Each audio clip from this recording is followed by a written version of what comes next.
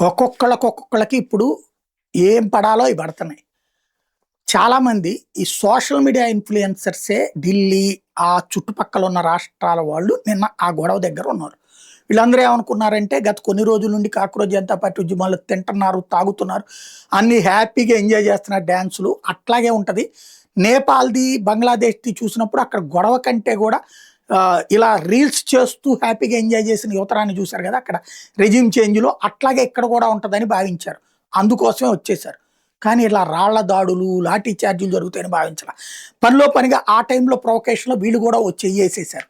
ఇప్పుడు అలాంటి ఇన్‌ఫ్లుయెన్సర్‌లు ఆడపిల్లలు కూడా ఈ దాడుల్లో పార్టిసిపేట్ చేసిన వాళ్ళలో ఉన్నారు. లేకపోతే ఇళ్లల్లో చెప్పకుండా అక్కడికొచ్చి ఈ అరాచకంలో తెలియకుండా తలకు చెయ్యేసిన వాళ్ళున్నారు. ఇప్పుడు ప్రతి ఒక్కళ్ళది వాళ్ళ ఫోటో అంటే వాళ్ళ వీడియో ఇక్కడ చూస్తే వాళ్ళ దాంట్లో ఇక్కడ గూగుల్‌లోనే చెక్ చేస్తే వాళ్ళది యూట్యూబా, ఇన్‌స్టానా ఏ అకౌంటో తెలిసిపోతుంది.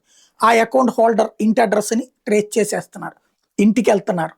నిన్న అట్లాగా దాదాపుగా 12 మంది ఇన్‌ఫ్లుయెన్సర్స్ ఎవరైతే ఇన్‌స్టాల్లో రీల్స్ చేశారో, చేస్తూ ఇక్కడికొచ్చి గొడవ చేశారో వాళ్ళందరి ఇళ్ళకెళ్ళి తీసుకొచ్చారు.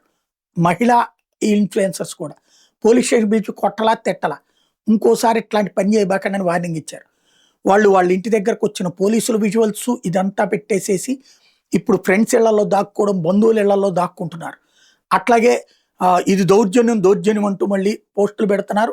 మళ్ళీ మా జోలికి రావద్దు, మమ్మల్ని ఏం చేయొద్దు అని చెప్తున్నారు. ఓవరాల్‌గా ఎవరైతే సోషల్ మీడియా ఇన్‌ఫ్లుయెన్సర్స్ అక్కడికెళ్ళి ఓవర్ యాక్షన్ చేసినటువంటి వాళ్ళు, దాడుల్లో పాల్గొన్నటువంటి వాళ్ళు, పోలీసులు కర్రలు చూపించినటువంటి వాళ్ళు, కొంతమందైతే కర్ర ఇట్లా పట్టుకుని పోలీస్ అంటూ పోలీసులు ఎదురుగుండానే పోలీసులు ఏం చేయట్లేదు వీళ్ళు. కాబట్టి వీళ్ళు రెచ్చిపోయి పెట్టినటువంటి వాళ్ళందరూ ఇప్పుడు గిలగిల్లాడుతున్నారు.